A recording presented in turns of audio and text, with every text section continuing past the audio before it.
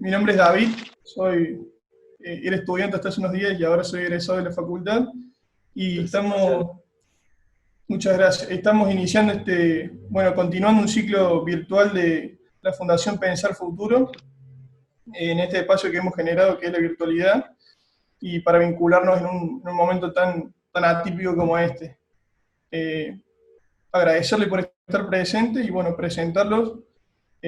Nuestra invitada de hoy es, bueno, Mariela Marquicio, es egresada de la Facultad de Arquitectura y Diseño, da clase de grado y posgrado en la facultad, ha participado del IPLAN municipal y es la primer decana electa de forma directa de la Facultad de Arquitectura, Urbanismo y Diseño de la Nacional.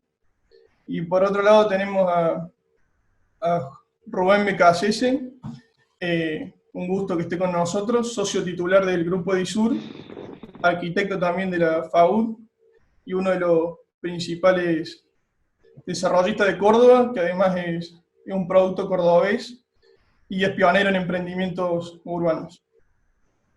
Bueno, queremos comenzar desarrollando una incógnita que es cómo se están dando las interacciones entre las personas en esta época de pandemia, en las organizaciones que ustedes presiden, tanto en la universidad, cómo se dicta el cursado, cómo se dan las clases, en cuestiones pedagógicas con muchísimas materias que se aprenden de forma colectiva, y con respecto a la empresa, cómo se relacionan con el cliente para generar confianza, cómo es la interacción, eso que da las reuniones presenciales, cómo se genera actualmente a través de la distancia. Así que para desatar esto, bueno, con eso queríamos empezar. Bueno, Mariela, Hola Rubén, ¿cómo andas? hola, ¿cómo Eh, estás? Nos estás preguntando la vida, David. Y nosotros lo que te puedo contar de la FAUD es que en total hemos tenido que reordenar a unas 12.000 personas. Esto es entre grado, posgrado, extensión, investigación, cursos, extensionistas y demás. Por lo tanto, hemos decidido dar prioridades. Entonces, a la cuarentena fuimos todos, y lo primero que decidimos acomodar en lo virtual y en la modalidad virtual fue todo el cursado de grado y posgrado y la mayor parte de actividades administrativas posibles.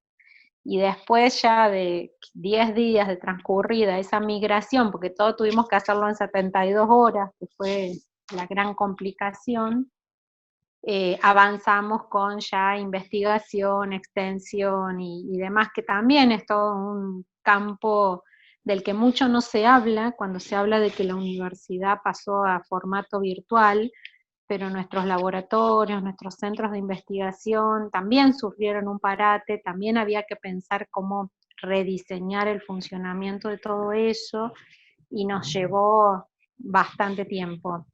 Para el caso de DISUR, digamos, hay dos factores. Por un lado, la continuidad del trabajo eh, con lo que es toda la parte operativa con los profesionales, o sea, en todas las áreas que trabajan en Edisur, lo que es administración, planificación y costos, marketing fundamentalmente, arquitectura, o sea, todas las áreas siguen trabajando online con este sistema de home office y con todo lo que es Zoom.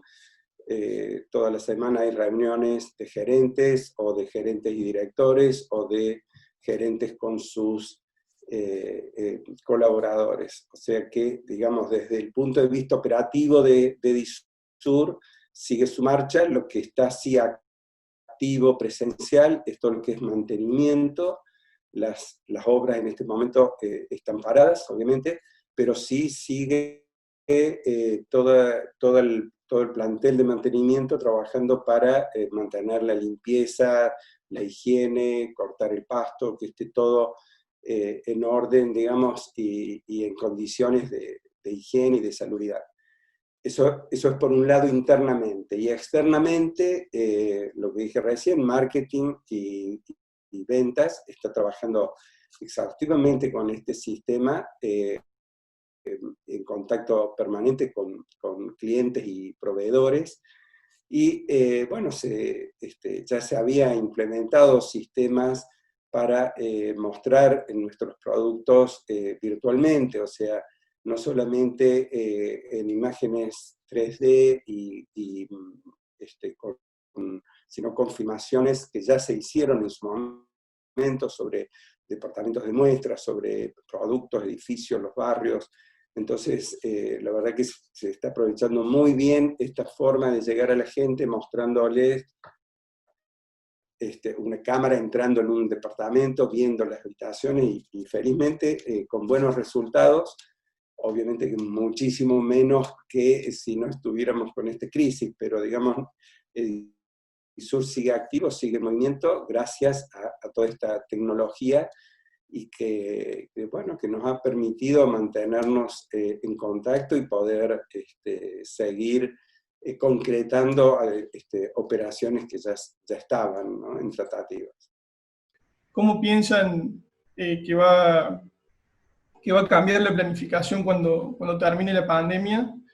Sobre todo este concepto de densidad y mixtura que se da en el urbanismo en contraposición con la garantía de inmunidad que da el distanciamiento social, tanto en lo que se enseña en las cátedras de urbanismo de la FACU, en urbanismo 1 y 2, y bueno, en los desarrollos inmobiliarios que muchas veces tienen que combinar múltiples tipologías.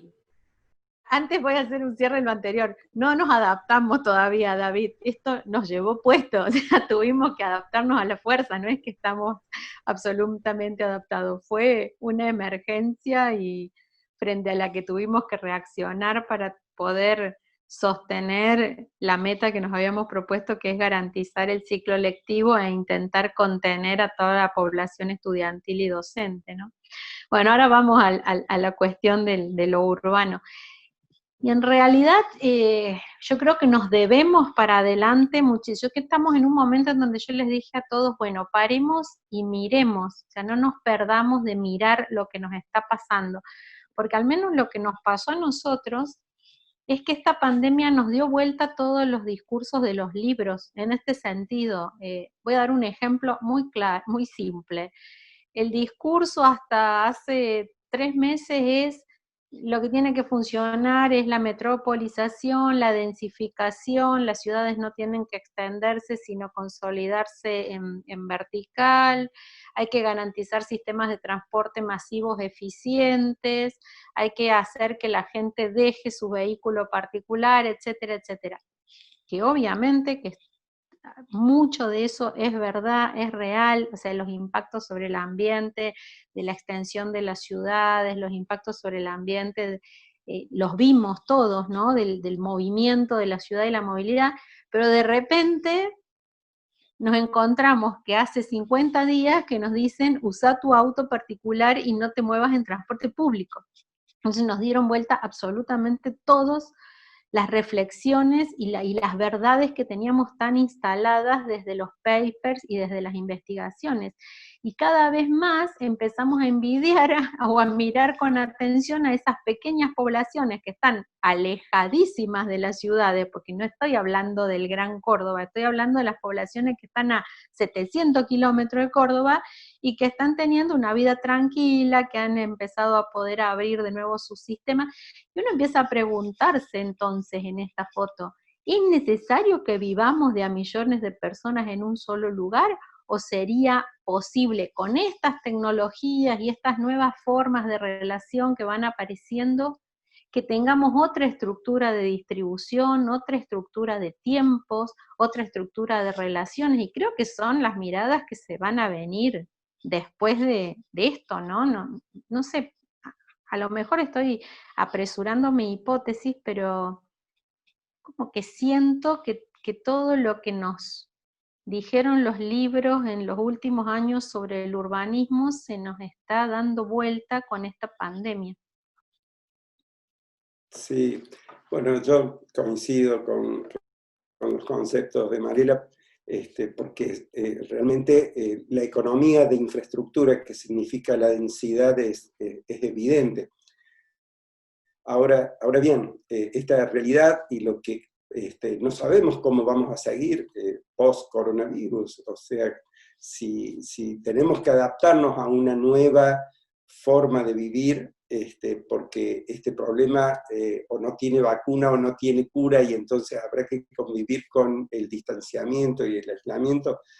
Nosotros tenemos una experiencia muy concreta que es Manantiales, que está en el sector suroeste de la ciudad de Córdoba, que tiene 230 hectáreas dentro del anillo de circunvalación y 800, más de 800 hectáreas del otro lado de la circunvalación,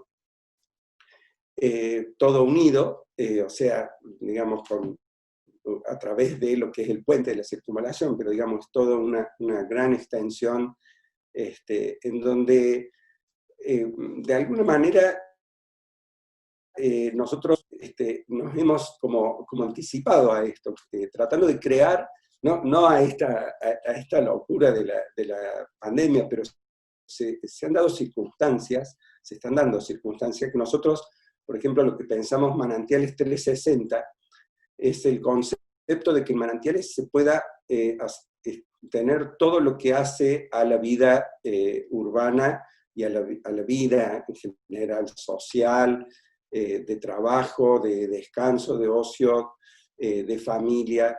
Entonces, en Manantiales hemos buscado tener todas las tipologías de vivienda, desde el lote de 250 metros cuadrados o el housing con lotes individuales de 125 metros cuadrados, hasta el country de 1000 metros, en el caso del country Manantiales, o la cascada que tiene 1500 metros por lote. Y en cuanto a vivienda en sí mismo, lo que son los housing, los flats, las casonas, los departamentos en torres, y que, digamos, poder complementar la vida en Manantiales con todo el resto de las actividades. Entonces está toda la planificación de distintas escalas de centros comerciales, desde el gran centro comercial sobre la colectora, centros comerciales de mediana escala en distintos puntos, lo que es educación, terrenos planificados para poder ubicar 2 colegios, que ya está decidido qué colegio va a ser y en qué lugar va a estar, una capilla, o sea, un sector para oficinas, para edificios de oficinas.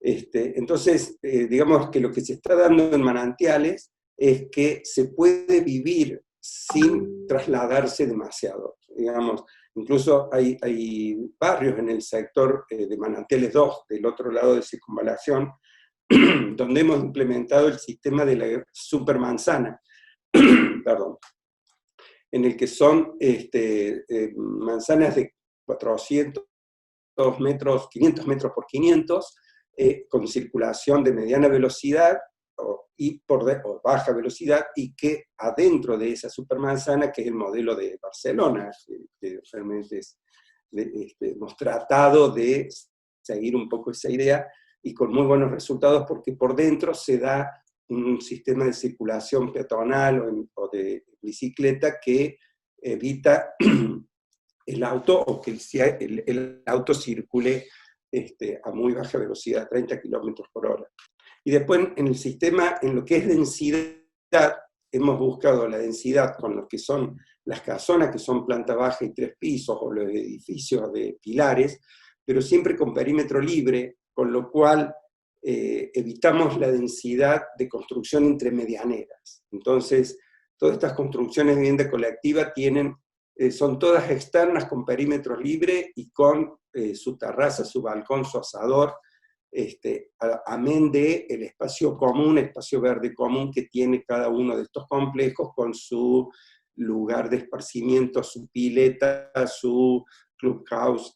O sea que, en definitiva, hemos visto que con lo que pensamos como Manantiales 360, y que toda la vida de la gente que habita Manantiales pueda desarrollarse allí sin tener que hacer grandes traslados.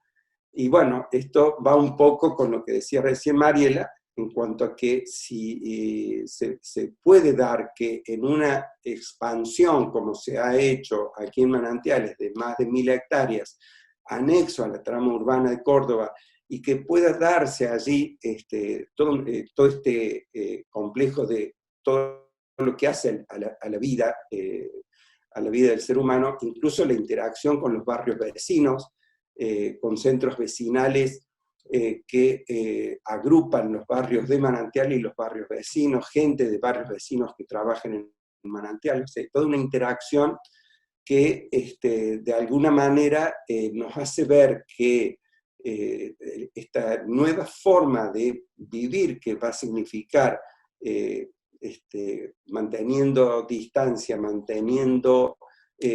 tratando de evitar el transporte público, el hacinamiento, bueno, en Manantiales felizmente se puede dar, y ha sido obviamente más que una coincidencia de que se esté dando lo que es necesario de planificar de ahora en más, que nosotros lo hayamos podido hacer. Y también que no se ha ido consolidando Manantiales y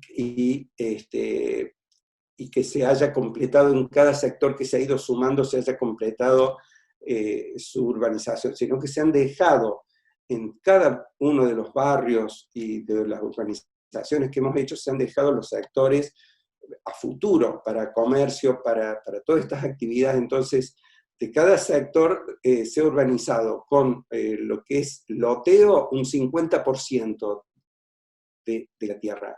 El otro 50% son espacios verdes, calles y espacios destinados al uso comunitario. O sea, espacio a futuro, porque hoy, digamos, hasta que se consolide, hoy viven 5.000 personas, pero digamos, está previsto que puedan vivir más de 120.000. O sea que, digamos, esto está pensado para 10, 15 o 20 años, y que se puede ir consolidando todas estas actividades comunitarias de lo que hace Manantiales 360 en la medida que se consoliden cada uno de los barrios. ¿Cómo piensan que que la administración pública podría favorecer al desarrollo de nuevas centralidades en la ciudad de Córdoba, y en el caso de que vos decís, Rubén, de cómo podría facilitar el desarrollo, digamos, como para hacer qué actividades o qué servicios serían los más esenciales o los primordiales?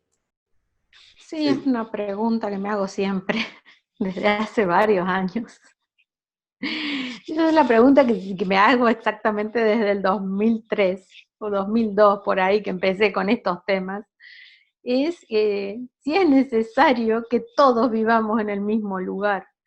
La verdad que yo veo la mancha urbana de distribución de población en un país tan extenso como Argentina, y veo la concentración en Buenos Aires y Gran Buenos Aires, y la verdad que no sé si es el único modelo posible de convivir con un territorio, y no sé si los impactos que finalmente terminamos generando en la artificialización de esos territorios son los deseables.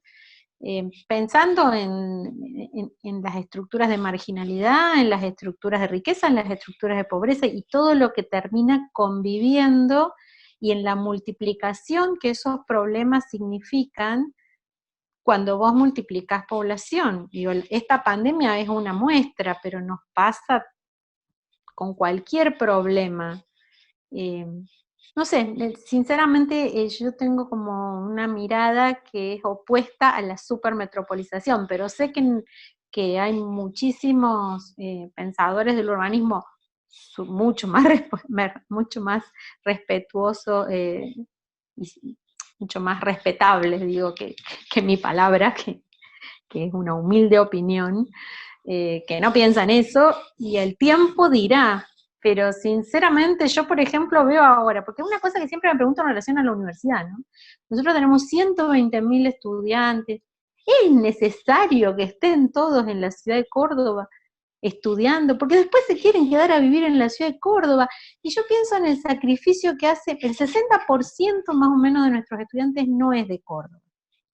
¿Por qué después se quieren quedar en Córdoba y no vuelven? Porque nosotros nos generamos las vías para que devuelvan a sus lugares es eso que se merecen que sus lugares tengan. Yo ahora los veo estudiando desde sus pueblos y yo sé, la pandemia, todo es una complicación, pero en cierta medida es la primera vez que sus padres, a lo mejor en 5 o 6 años de carrera, los pudieron acompañar en un proceso. Mira vos si no con Pía recibiéndose desde su casa con sus papás. Y probablemente fue la oportunidad de la pandemia, ¿eh? Decir, bueno, es la única manera de llegar con la formación. Los pasa en la administración. O sea, ¿cómo puede ser que tenga que llegar una pandemia para que los bancos se den cuenta que nos pueden dar turno en vez de tenernos haciendo cola como ganado durante días, como nos ha pasado durante todos los años de mi vida? O sea, a mí no me resulta placentero circular por la ciudad para pararme a hacer una cola, lo hago por obligación, o sea, la ciudad fue ingrata con nosotros. Se tienen que pasar estas cosas para que nos demos cuenta que podemos ser tratados mejor. Y nos pasó incluso en todas las estructuras de la administración, ¿no? Ojalá eso quede, porque yo eso lo considero casi una actitud de respeto hacia el ser humano. No me parece tan agradable muchas cosas que nos pasan en estas ciudades. ¿Será que yo vengo del interior y estoy acostumbrada a otras formas? Pero sinceramente, las cosas positivas que veo de esto que nos pasó es esto, que nos pongamos a pensar en cómo solucionar estos problemas del otro, como son los problemas con los bancos, los problemas con los trámites municipales, los problemas con la gestión en general. Si a eso te referías con lo de la administración, a nosotros nos pasó en la facultad, ¿eh? Y me da vergüenza no haberlo podido hacer antes. O sea, un montón de cosas que se podían hacer online y que no las podíamos hacer antes por distintas situaciones y que ahora la emergencia nos obligó a hacerlo y se puede hacer. Vos te pudiste inscribir para tesis, pudiste rendir, pudiste recibirte y tenés tu analítico y se pudo hacer online. Y antes había que hacer una cola, llevar la libreta, esperar 5 días, volver a ir otra vez. ¿Por qué? ¿O no? Sí, evidentemente que esto va a ser una nueva forma de vivir que la necesidad básica que significa tener internet, porque va a ser la forma de trabajar y que desde la vivienda poder hacer todo, poder estudiar, poder trabajar, poder estar en familia, atender a las cuestiones de la casa, compartir, digamos, el cuidado de los hijos, o sea, esta vida integral en la vivienda es una nueva forma que nos está haciendo conocer esta epidemia y que realmente tiene ese lado positivo. De hecho, cómo está cambiando en apenas 50 días, que no hay aviones, no hay tantos autos, no hay, y todo el cambio climático tan rápido que se está generando por la no presencia del hombre, ¿no? O sea, creo que eso tiene que ser una enseñanza, tiene que ser un aprendizaje, y que podamos tomar esto que nos está pasando como para que de ahora en más lo podamos utilizar y podamos convivir, no solamente por el problema frente al coronavirus, sino por una nueva forma de vida que puede ser mucho mejor, lo que acabas de decir, los turnos online o los trámites o cosas que uno los hacía por una cuestión de confort o de comodidad, pero que en este momento es una cuestión de necesidad. Realmente creo que a nosotros el aprendizaje de poder trabajar online con nuestros colaboradores, que son cerca de 200 y que pueden trabajar perfectamente. De hecho, por ejemplo, el área de arquitectura, que está dividida en 3 áreas, una parte urbanística, obras propias y obras de terceros, que son muchos arquitectos trabajando, tiene un rendimiento espectacular, porque están en su casa, están concentrados, están con una capacidad de trabajo realmente que, o sea, obviamente no hay control de horario ni nada por el estilo, pero hay sí una respuesta de todo lo que se viene haciendo, de proyectos ejecutivos, planos de obra o de proyectos nuevos de diseño. Hay una producción impresionante y realmente habrá que repensar en la ubicación física de, nosotros estamos con un proyecto en construcción de nuestra nueva sede, un edificio de 6.000 metros cuadrados, que bueno, esto nos hace pensar si realmente no sería necesario muchísimo menos superficie y poder utilizar esta herramienta que hoy nos demuestra muchas virtudes. Hay otra pregunta que queríamos tocar, que es que nos es atinada a nuestra disciplina de alguna forma, que es la arquitectura y el diseño, y es cómo se van a modificar las tipologías de vivienda, las tipologías habitacionales, tanto en lo individual o lo colectivo, este amplio espectro que se desarrolla, que nosotros aprendemos, que se enseña en la facultad y después se aplican en los diferentes mercados con los diferentes clientes. Hay espacios de la vivienda que pasan a ser públicos, como lo es ahora una videollamada, hay espacios que necesitan privacidad, la conectividad. ¿Cómo piensan el espacio al ingreso de la casa? ¿Cómo la tipología habitacional? ¿Cómo se la imaginan o teorizar sobre eso?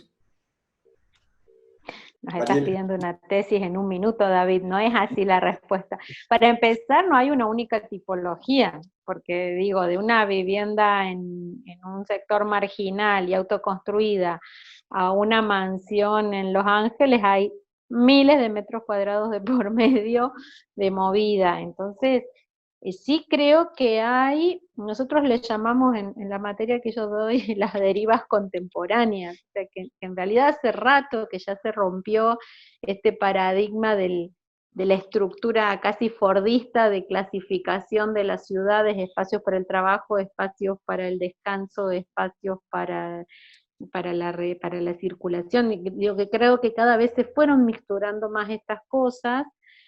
Lo que esta pandemia nos llevó es a pasar mucho más tiempo adentro de nuestros domicilios y empezar a asumirlos como tales, y nuestros domicilios implica tiempo con nuestras familias, tiempo con nuestras mascotas, tiempo en todo el sentido de la palabra tiempo, y supongo que de empezar a instalarse algunas prácticas como el teletrabajo y demás, o empezar a pasar más tiempo en residencias que en espacios de trabajo, es un poco la relación inversa a lo que decía Rubén recién. O sea, si de repente yo siempre decía el mismo chiste, digo, ¿hasta dónde vamos a ampliar la facultad? ¿Hasta Río Cuarto?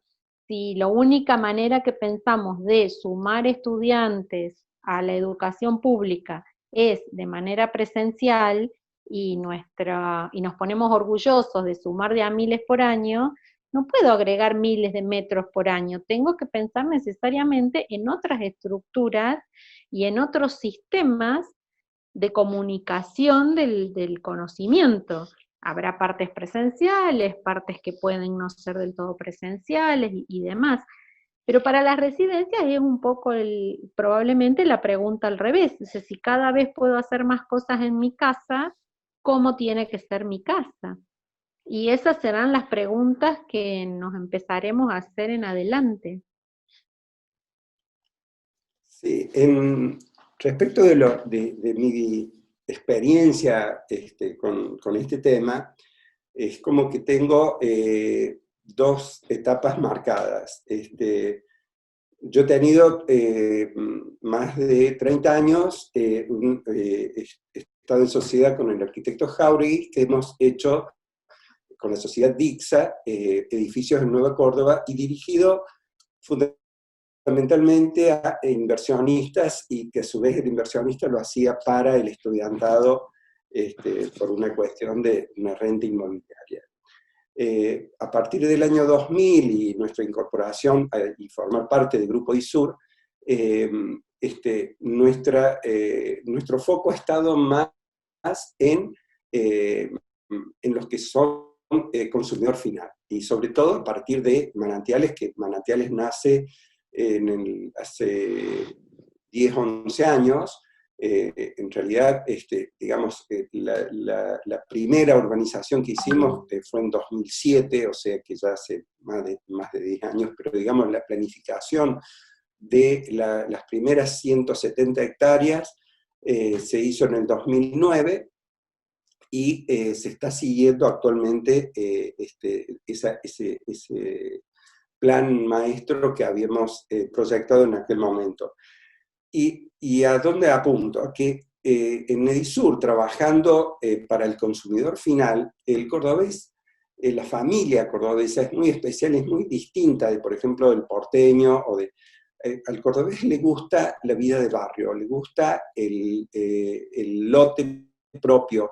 Es difícil, digamos, que una familia, digamos, no es difícil, pero en general en Córdoba, la gente prefiere la vida de barrio y no estar en un departamento de 3 dormitorios, por más que sea en un lugar como Nueva Córdoba o Alberdi, no importa, digamos, a donde apunto es a que nosotros visualizamos que el consumidor final lo que busca es tener o bien el lote, pensando como una primera etapa para en algún momento empezar a construir, o una pequeña vivienda que pueda ampliar, pero siempre con su parte de terreno. Y como experiencia intermedia, lo que hemos hecho también, y que realmente en Córdoba ha pegado mucho, y que prácticamente hemos sido pioneros, es con el sistema de estas viviendas colectivas de baja altura, que nosotros llamamos casonas, que son de planta baja y 3 pisos, en terrenos que comparten espacio verde, y digamos, no es terreno propio, pero tampoco es la densidad de un barrio como Nueva Córdoba, como Alta Córdoba o Barrio General Paz. Entonces, nosotros cuando desarrollamos Manantiales, que obviamente tuvimos que trabajar codo a codo con la municipalidad, en cuanto a lo que fue la concertación, con todo el conjunto de obras, digamos, para poder desarrollar Manantiales, y dentro de Manantiales lo que significaba todos los ejes de estructuración de semejante superficie dentro de la trama urbana de la ciudad, ¿no? Entonces ha sido un trabajo conjunto con la municipalidad y dirigido a esto que siempre vemos. El público cordobés es como, lo que decía Mariela, es como vivir en una ciudad, como que le gustaría vivir en una ciudad más chica, pero participar de todo lo que significa vivir en una ciudad como Córdoba. Entonces, se dio ese conjunto de situaciones que hace que lo que estamos desarrollando en Manantiales, bueno, vamos directo al consumidor final y no a inversores que compran para alquilar un departamento o una casa. Y por otro lado, vemos también que esto de estar encerrados cada uno en su casa, la necesidad del espacio de la expansión, si es en un departamento con su balcón, y si tiene asador, mejor todavía, y si es un housing, el terrenito, por más chico que sea, pero hoy ha tomado un valor mucho más grande estos espacios, y con esto que se viene, ¿no? de desarrollar un espectro de actividades de la vida cotidiana en la casa. Bueno, la necesidad de la expansión se hace más grande. Hay una cosa que siempre se dice, que a lo largo del tiempo hubo especialistas que estuvieron más cercanos a los que tomaban decisiones. En un momento fueron los de la producción, recién hablaba Mariela del sistema fordista, después fueron los financieros, luego los informáticos, y ahora se incorporan los los especialistas en higiene y seguridad, los sanitaristas de alguna forma. ¿Cómo se va a ver eso en, en el proyecto, en la proyección y en el ámbito de las organizaciones? Y yo creo que a corto plazo se va a ver muchísimo y después a mediano y largo plazo va a depender pura y exclusivamente de cómo se siga comportando este virus, ¿no? A corto plazo, claramente, si queremos instalar esta cuestión de las nuevas normalidades de las que todos hablan, tenemos que generar un montón de acciones físicas, administrativas y académicas para poner a andar de nuevo la rueda de este formato que será un intermedio entre la virtualidad absoluta y el modelo anterior, porque ya podemos hablar de un modelo anterior. Ahora, cuando vos te pones a leer y a mirar todo lo que está pasando con la cuestión de la inteligencia artificial y demás, yo no sé si son los higienistas los protagonistas, creo que ya son debates casi éticos, y ahí empiezan a tallar los filósofos y los sociólogos y los antropólogos, ¿no? Cuando, no sé, yo me estuve involucrando mucho con estas cuestiones de las tomas de decisiones y en nombre de proteger a la comunidad, hasta dónde accedo a datos privados de esa comunidad y qué hago después con esos datos. Y creo que el debate va a empezar a ir más por ahí en cortísimo plazo. Yo estaba muy metida en ese tema con la industria automotriz, ¿no? Y todo este debate de los vehículos autónomos y de quién le carga los datos al vehículo autónomo y cómo toma la decisión ese vehículo. Y investigando un poco eso, resultó ser que las automotrices terminan trabajando con filósofos en esa toma de decisiones porque son debates éticos. Lo hablábamos creo que el otro día. Pero después, avanzando en mirar la pandemia y ver esto de los mecanismos de control que son para cuidarnos, pero también nos empiezan a vigilar de una otra manera. Yo creo que el futuro de los diseños va a estar más en manos de tener asesores de ese tipo. Bueno, yo sé que Rubén hace años que trabaja con asesores no sé si lo seguís haciendo, pero trabajabas con psicólogos sociales, y eso fue muy interesante en la manera de trabajar de ellos.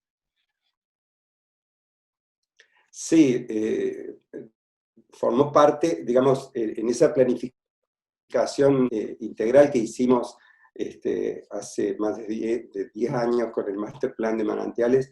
Trabajamos con un equipo interdisciplinario y sí incorporamos profesionales de la salud, y que de alguna manera lo que hoy es una necesidad concreta, que es lo que es higiene y seguridad en la construcción, bueno, lo estamos trasladando a todos los órdenes, ¿no? Desde el trabajo dentro de la empresa, con las condiciones, digamos, si va a haber trabajo presencial en Edisur, en las oficinas de Edisur, o será tiempo parcial, que no va a ser mediodía, sino quizás poder implementar 2 días a la semana para evitar el transporte, y los 3 días restantes cada uno en su casa, en vez de hacer todas las mañanas, por ejemplo. Ese tipo de cosas, preservando y cuidando. O sea, tendremos que aprender todos a convivir con una nueva forma de trabajar, y considerando un ahorro en recursos por el transporte y los cuidados que eso implica. O sea que, digamos, lo que es higiene y seguridad, que lo hemos llevado siempre, hemos estado siempre trabajando y asesorados con profesionales en todas las obras, hoy lo trasladamos a otros órdenes, ¿no? A los profesionales que trabajan con nosotros, al equipo de mantenimiento, al equipo, digamos que todo. Hoy la higiene y seguridad se transformó en un eje esencial. No sé si son los principales protagonistas, digamos, de esta nueva vida, pero pero que seguro que son quienes nos van a marcar claramente cómo llevar adelante de la mejor forma posible esta convivencia y esta nueva forma.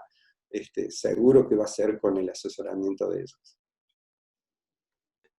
Mariela, ¿cómo pensás que en esto de que se rompieron los límites, las barreras, y que es casi obligatorio para cada uno conectarse desde la casa, va a ser, si va a haber una rotura de prejuicio para quien quiera formarse, digamos? Esa barrera que uno tiene cuando se quiere formar, de ir a hacer un montón de protocolos para poder inscribirse, si eso no solo lo adapta a la universidad, sino también lo incorpora a la gente.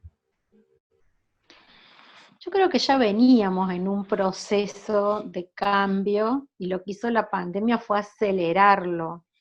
Si no, no hubiéramos podido adaptar en 3 días todo. O sea, hay muchas cuestiones que ya resonaban en la sociedad.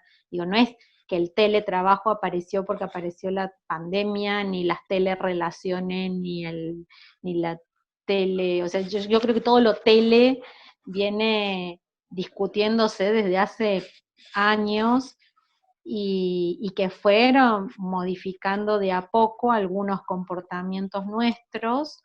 Ahora nos fuimos al otro extremo, o sea, tuvimos que modificar todos nuestros comportamientos. Tampoco es la mejor foto, porque digo, estamos necesitando sociabilizar, estamos necesitando la otra parte. Creo que de lo que se va a tratar es de encontrar equilibrios. Sí, la pandemia nos sirvió para perderle un poco el miedo, o por lo menos ya para evaluar, no desde el prejuicio, sino desde el juicio de la experiencia. Yo sentía que a veces cuando nos sentábamos a debatir cuestiones pedagógicas, por ejemplo, muchas veces hablábamos desde la suposición o el juicio previo, y ahora esta experiencia nos va a permitir hablar desde lo hecho, evaluar lo hecho, ver las fortalezas y las debilidades de este proceso y probablemente sacar una conclusión mucho más potente, superadora de ese juicio previo que teníamos antes. Y para vos, Rubén, ¿cómo, en base a tu experiencia que tenés en el rubro del desarrollismo, cómo pensás que se van a reinventar, no solo la tuya, sino en general todas las empresas, lo relacionado a la construcción? Si pensás que el régimen de contratación de la construcción se puede aplicar también a otros rubros, ¿cómo va a ser la post-pandemia? Sí, yo creo que va a ser, está siendo necesario, digamos, que con otros desarrollistas interactuemos para, bueno, aprender juntos a ver cómo vamos a llevar adelante hoy las obras, cómo van a estar, digamos, si esta flexibilización de la cuarentena va a implicar el comienzo de obras, bueno, de qué manera ir trabajando con la seguridad y la tranquilidad de que no va a generar conflictos con contagios, o sea, yo creo que son en todos los rubros, desde las actividades deportivas va a haber una nueva forma de hacer deporte, obviamente, porque esto implica un distanciamiento y una necesidad de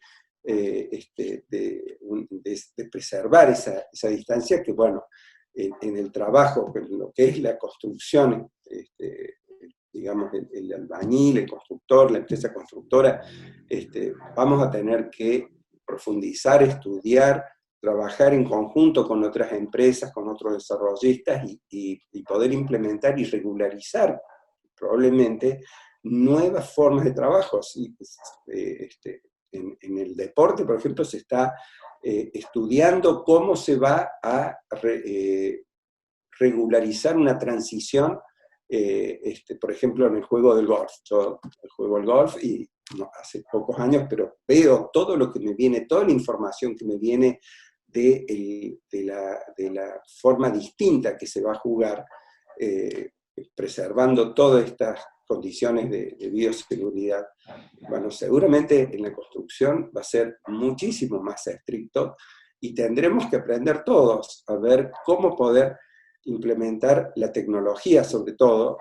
Felizmente en el sur tenemos el sistema de steel frame, la fábrica Steelplex, que es una construcción liviana y mucho más rápida. Creo que la tecnología se transforma hoy también en una necesidad para acortar los tiempos, para que, digamos, una obra con el sistema tradicional hoy se transforma en un problema. Entonces, en el sur estamos haciendo capacitaciones para que el sistema de Steelplex, que es el steel frame, pueda ser aceptado, que está siendo aceptado felizmente por la sociedad y sobre todo por la gente joven, y bueno, implica una nueva forma de llevar adelante una obra, o el sistema de cofrados modulares que también facilitan y se transforman en una economía de tiempos, que creo que la economía de tiempos y la tecnología van directamente de la mano del cuidado de la salud y del cuidado de todas las nuevas normas y las nuevas formas que tendremos que empezar a aceptar como condiciones para no digamos solamente como una cuestión de mercado, sino como una cuestión de una necesidad social de poder incorporar la tecnología en nuestro país, que en el rubro de la construcción siempre ha sido un tema bastante difícil, conflictivo, caro, y que en la medida que se pueda hacer en gran escala, como lo estamos de alguna manera implementando, va a economizar costos y va a hacer fundamentalmente que los tiempos de ejecución se achiquen, con lo cual se achican no solamente todos los costos fijos, sino este tema de la seguridad. Buenísimo.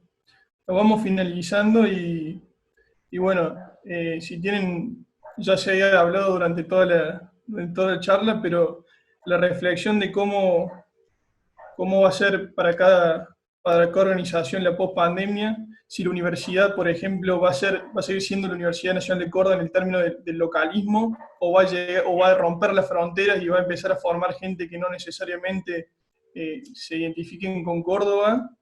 Y en relación a la empresa Edisur, si este consumidor final que vos decís que lo buscaba constantemente, va a dejar de ser el cordobés y se puede trasladar a inclusive la barrera de la provincia o de la Argentina. Eso para finalizar. No, bueno, la Universidad Nacional de Córdoba viene rompiendo fronteras hace más de 400 años, con distintas modalidades. Tenemos egresados en el mundo haciendo aportes y hemos tenido estudiantes del mundo en Córdoba. Probablemente muchas cuestiones que ya veníamos conversando, y vos pensás que hay un montón de acciones que se hicieron antes de la pandemia, como la creación del campus virtual, por ejemplo. No hizo falta una pandemia para darnos cuenta de que hay que empezar a pensar cómo llegar a todo el espectro de la sociedad en todos los formatos que esa sociedad necesita, que ya no es necesariamente o únicamente el de la carrera de grado de 7 años.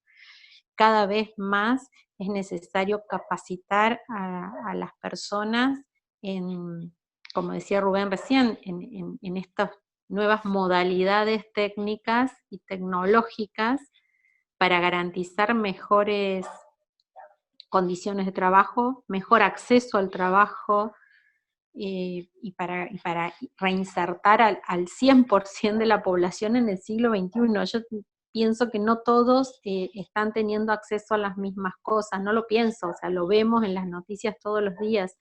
Nuestra disciplina sigue siendo un poco ingrata en ese sentido, o sea, nosotros todavía se ha evolucionado mucho, pero cuando vos ves las pequeñas obras, la autogestión, todavía hay mucha inseguridad, mucha casi marginalidad en la manera de abordar las cuestiones del cómo, quiénes, cuándo, con qué reaseguros, no sé si se entiende lo que quiero decir, ¿no? Pero eh, estoy pensando en los albañiles, los plomeros, los electricistas, los pintores, necesitan poder tener capacitación para operar con estos nuevos sistemas, para operar con nuevas maquinarias, y nosotros en cierta medida tenemos esa responsabilidad.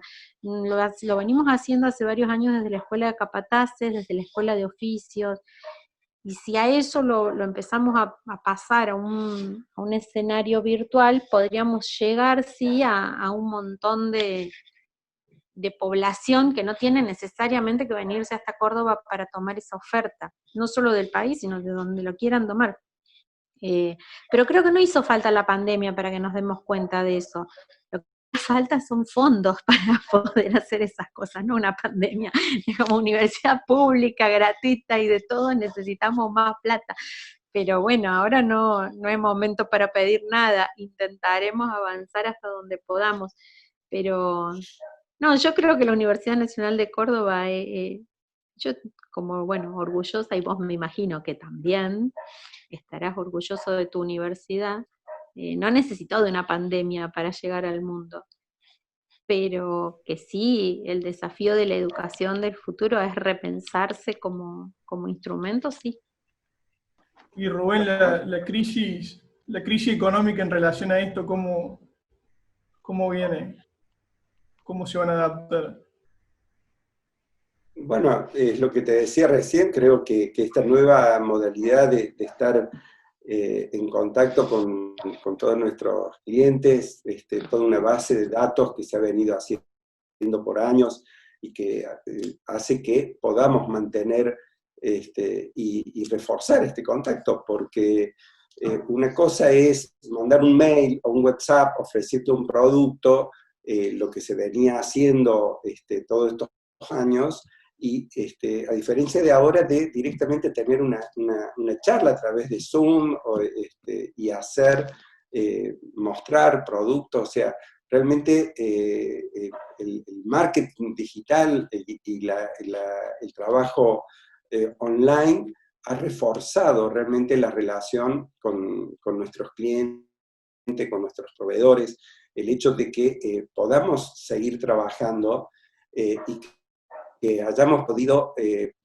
estemos pudiendo mantener todo nuestro plantel de colaboradores, la relación con todos los proveedores, cooperando como para que poder enfrentar juntos esta crisis y esta situación de cambio total en los paradigmas de la economía, y que bueno, trabajamos en conjunto haciendo fuerzas como para poder enfrentarlo y poder salir adelante.